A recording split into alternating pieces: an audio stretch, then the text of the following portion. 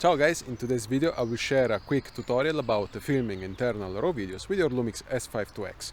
Plus, I will also explain a quick and efficient workflow to process those files in post-production. I'm not 100% sure if the Lumix S5II and the S9 are also able to film internal RAW videos, so if you have those cameras, please let us know in the comment area below. All the Lumix S and L mount community will probably appreciate your feedback. And because I don't like to waste your time, let me tell you right away that this method is going to work just for simple B-rolls for personal content. I don't think this method is going to work well enough in the professional field. And I'm saying this because with this method we will have some pros and cons. Talking about the pros, you will be able to record in 3x2 open gate RAW videos. That is going to be probably the only way to film RAW videos for the full frame 3x2 anamorphic shooters. You will also be able to have an incredible amount of dynamic range, 16-bit linear RAW colors, beautiful motion cadence in your footage because there will be no denoiser applied in your footage. And last but not least, you will be able to control the highlights recovery and all the RAW controls inside the DaVinci Resolve color page. Pretty fantastic. Now, talking about the limitations, the list is quite long. First of all, you will be limited to record only 200 frames at 30 FPS. And if you're going to conform those 30 FPS in 24 FPS, you will be with a good 8 seconds of footage. That, in my opinion, is good enough for B-rolls, and you can actually use it also for commercials.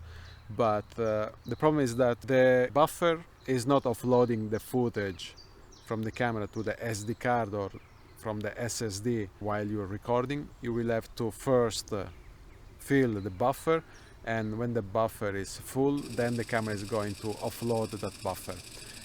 So you cannot really record more than 200 frames. The next limitation is about the speed of the buffer to offload, because it takes between 45 seconds if you use a fast SSD connected with your S5IIx, and it's going to take around 50-55 seconds if you're going to write these files inside an SD card.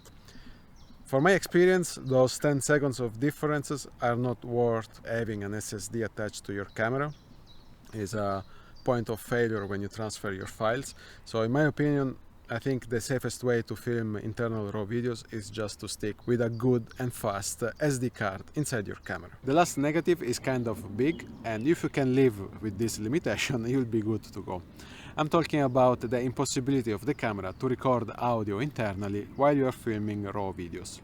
So you will be limited in recording audio separately with an extra device, or you will have to work more in post-production, adding sound effect that can really amplify and make your videos more interesting. Personally, guys, I don't give a damn about these limitations, because the opportunity to film internal RAW videos with this camera without the need of having an external monitor attached to my camera is pretty fantastic.